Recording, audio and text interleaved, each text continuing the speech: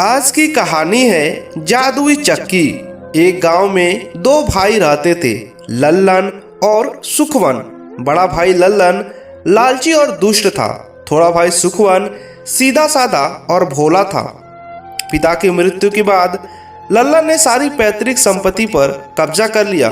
उसने सुखवन को फूटी कौड़ी नहीं दी और घर से भी बाहर निकाल दिया।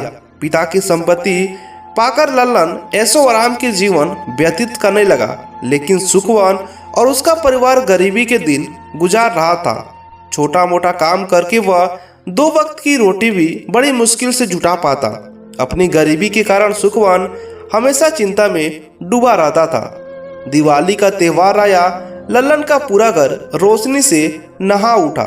परिवार से सब लोग नए नए कपड़े पहने थे। घर में एक से बढ़कर एक पकवान और मिठाइयाँ बनाई गई। उनके घर बड़े धूमधाम से दिवाली मनाई जा रही थी। उधर सुखवन के घर दिवाली के दिन भी अंधेरा था। उसके बच्चे भूख से तड़प रहे थे, लेकिन उसके पास पैसे नहीं थे। बच्चों की हालत देखकर पत्नी ने उसे मदद मांगने बड़े भाई लल्लन के पास भेजा।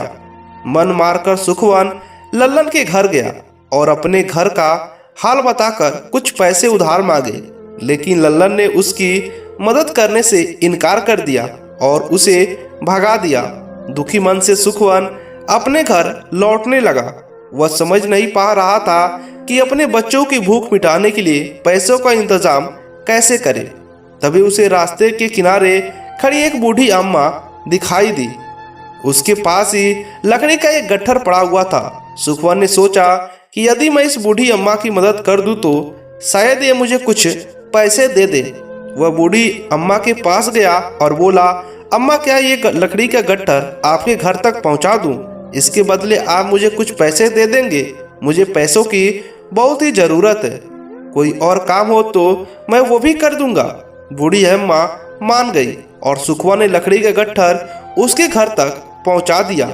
बदले में बूढ़ी अम्मा ने उसे कुछ पैसे दिए, लेकिन वह पैसे इतने नहीं थे कि वो अपने परिवार के लिए भोजन की व्यवस्था कर पाता। सुखवन अब भी उदास और चिंतित था। उसे दुखी चिंतित देख बूढ़ी अम्मा ने पूछा, क्या बात है बेटा, तुम इतने दुखी क्यों हो? सुखवन ने उसे अपनी गरीबी के बारे में पूरी बात बता दी। उसकी बात सुनकर बूढ़ी अम्मा अपने घर से 3 मीठी रोटियां लेकर आई और सुखवन को देते हुए बोली, ये मीठी रोटियां लेकर जंगल के पार जाओ। वहां तुम्हें 3 आलू बुखारे के पेड़ मिलेंगे। उनके सामने एक छोटा सा घर है जिसमें 3 बौने रहते हैं। उन्हें मीठी रोटियां बहुत पसंद है।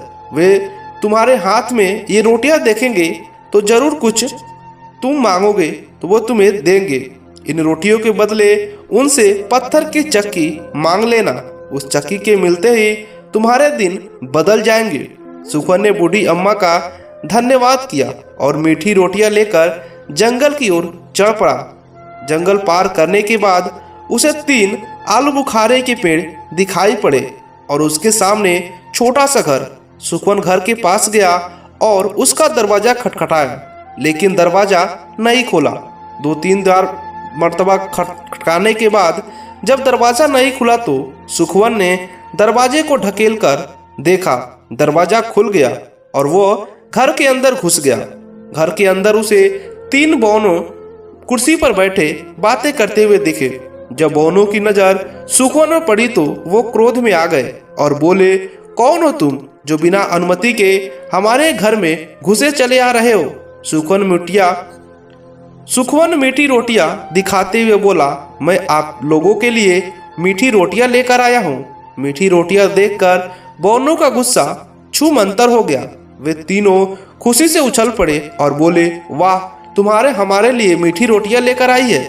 यह हमें बहुत पसंद है। जल्द से यह हमें दे दो। इसके बदले तुम जो चाहो मांग लो।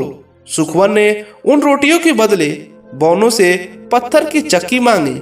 बौनों ने खुशी खुशी वह चक्की उसे दे दी और उससे मीठी रोटियां ले ली। सुखवन जब चक्की लेकर जाने लगा तो बौने बोले, सुनो, ये मामूली चक्की नहीं है बल्कि जादुई चक्की है।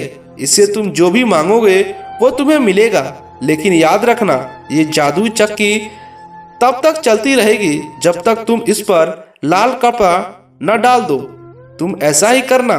सुखवन बोला, जी बिल्कुल, मैं ऐसा ही करूंगा।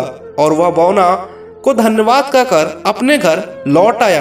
घर पहुंचकर उसने देखा उसके बच्चे भूख से बिलक रहे और पत्नी उदास बैठी है।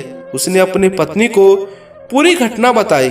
फिर दोनों ने जमीन पर एक चादर बिछाकर उस जादुई चक्की को रख दी और बोले, चक्की चक्की हमें चावल दो। देखते देखते जादुई चक्की से चावल निकलने लगा। जब पर्याप्त चावल निकल गया तो सुखवन ने लाल कपड़े से चक्की को ढक दिया। चक्की रुक गई। फिर एक एक कर कर सुखवन ने चक्की से दाल, गेहूं और जरूरत के अन्य सामाने जादुई चक्की से सब मंगा लिया जो उसे मंगाना था और भरपेट बच्चों को खाना खिलाकर सो गया। अब सुखवन जादुई चक्की से ढेर सारा अनाज मंगाता और उसे बाजार में बेचकर आ जाता। धीरे धीरे उसकी आर्थिक स्थिति सुधरने लगी। अब उसके परिवार को किसी भी चीज की कमी नहीं रही। उसने गांव में आलीशान मकान बनवा लिया। उसने पैसे जमा कर अपना व्यवसाय भी शुरू किया। जादुई चक्की के कारण सचमुच उसके दिन बदल गए। जब उसकी स्मृति की चर्चा उसके बड़े भाई लल्लन तक पहुंची तो वह जल उठा। वह सोचने लगा कि कुछ समय पहले जिसके पास खाने के लाले पड़े थे वो अचानक इतना धनवान कैसे बन गया। अवश्य इसके पीछे कोई राज है। उसने राज का पता लगाने का निश्चय किया और एक शाम सुखवन के घर के पास पहुंचा और छुपकर खिड़की से अंदर झांकने लगा। उसने देखा कि सुखवन एक चक्की के सामने बैठा हुआ और कह रहा है, चक्की चक्की मुझे चावल दो। देखते देखते चक्की से चावल निकलना शुरू हुआ। इसी बीच लल्लन वहां से चला आया और उसे समझते हुए देर नहीं लगा कि सुखवन स्मृति के पीछे चक्की का हाथ है। वह चक्की चुराकर उसे ढेर सारा धन दौलत मंगाकर अमीर बनने के सपने देखने लगा। रात होने पर लल्लन फिर से सुखवन के घर गया और उस समय तब सुखवन अपने परिवार के लोगों के साथ सो चुका था। खिड़की के रास्ते से घर में घुसकर वह जादुई चक्की चुराकर अपने घर लाया। घर आकर वो अपनी पत्नी से बोला, जल्दी से सामान बांध लो, बच्चों के ले लो और हम इस गांव को छोड़कर जा रहे हैं। पत्नी को कुछ समझ नहीं आया। वो पूछने लगी, बताओ तो सही, बात क्या है? हम गांव क्यों छोड़ रहे हैं? सारी बात मैं तुम्हें बताऊंगा, अभी सामान बांधो और चलो। लल्लन बोला। पत्नी ने वैसे ही किया। चक्की लेकर अपनी पत्नी और बच्चों के साथ वो गांव छोड़कर निकल गया।